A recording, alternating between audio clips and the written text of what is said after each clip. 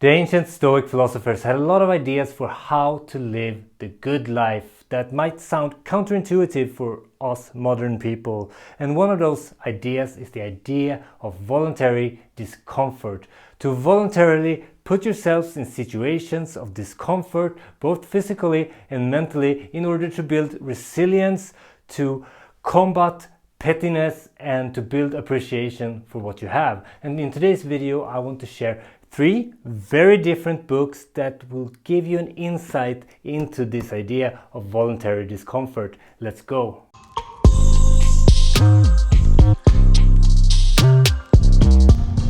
Hi and welcome to the Book Lab. I'm Björn and this is the place where we bring you the best book recommendations when it comes to philosophy, psychology, human nature and human potential. And today we're talking about the concept of voluntary discomfort. Already the ancient Greeks used voluntary discomfort as a way to get on the path towards the good life. The ancient Stoic philosopher Epictetus, he advised us when we take farewell to a friend, we should remind ourselves and imagine that this might be our final parting. Seneca recommends us not only to contemplate bad things happening to us, but periodically live as if they already had happened.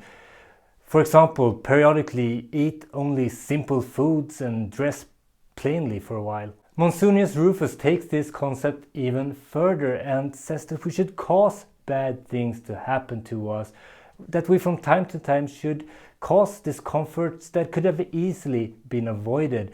It could be that we walk without shoes, that we underdress for cold weather, that we not eat for a day or two, even though food is easily available.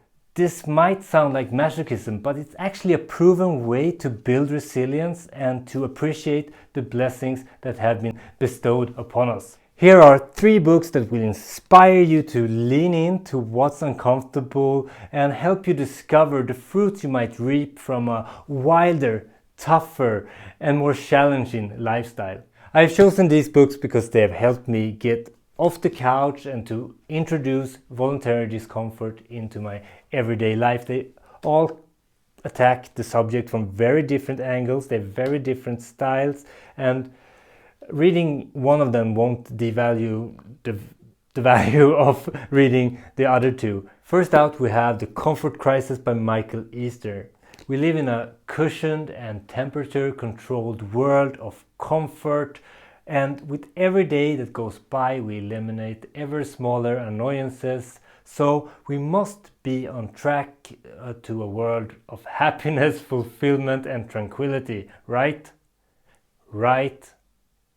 No, quite the opposite. Quote, "Scientists are finding that certain discomfort protects us from physical and psychological problems like obesity, heart disease, cancers, diabetes, depression and anxiety. And even more fundamental issues like feeling a lack of meaning and purpose."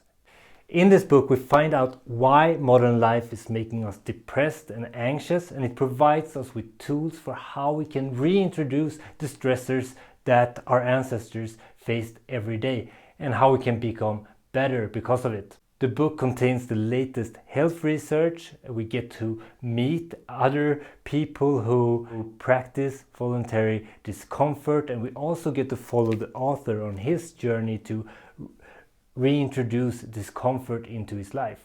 Book number 2, Can't Hurt Me by David Goggins. David Goggins went from fat and lazy to becoming a Navy SEAL and one of the world's foremost endurance athletes. In this autobiographical book, David Goggins spills the beans on how he built the mindset to pull off a world record in pull-ups. I think it was, I have it written down here, 4,030 pull-ups in a day.